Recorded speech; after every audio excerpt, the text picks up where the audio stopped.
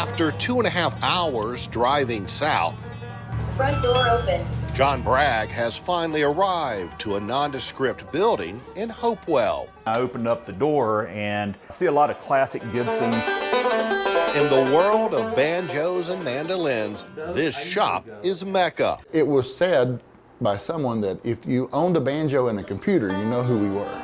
And Dotson's not wrong. I did a little bit of research, and one of the names that kept coming up was Richie Dotson, for banjo repairs, banjo setups.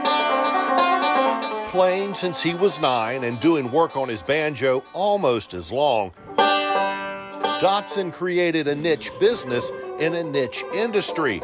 There's only a handful of people across the country who do the work he does. We work on mostly Gibson banjos made between 1925 and 1942. And when it comes to the pioneers in bluegrass music like Earl Scruggs or Ralph Stanley, Dotson is often picked to handle repairs. We're very respectful of those instruments, and we know that the current owner, since Earl and Ralph have passed, it's not just a piece of history, but it's something that actually belonged to and used by one of those pioneering artists.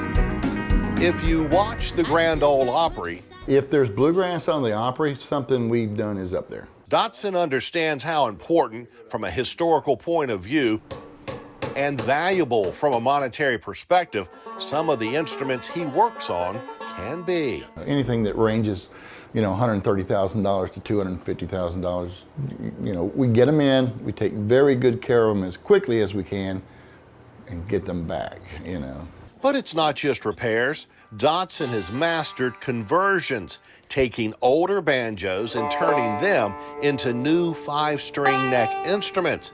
And by conversion, it means every single piece of the neck, starting with the raw wood. This is actually genuine South American mahogany. They also carve the inlay. We start off with inlay blanks that are about 60 thousandths thick. To make everything perfect, Dotson has a collection of original Gibson necks dating back to the 1920s. We don't copy, so we don't get blobby corners. We get nice, crisp, sharp, good reproductions of these things.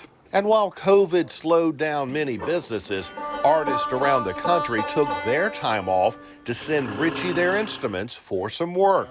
The end result, a current backlog. I would estimate about a year and a half. To do this type of skilled labor comes from decades of experience. It's a lot of figuring things out. There's nobody to show you how to do any of this stuff.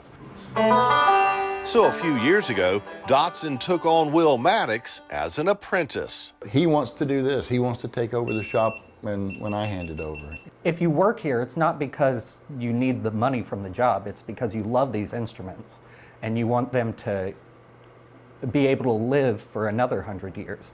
Did you bring 2? Not every job is about repairs. Some are simply taking a banjo that sounds good and making it sound better.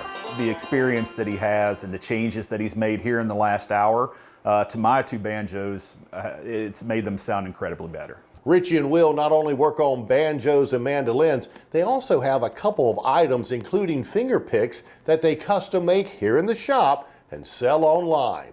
That's a look inside Wayne's World. I'm Wayne Koval, CBS 6 News.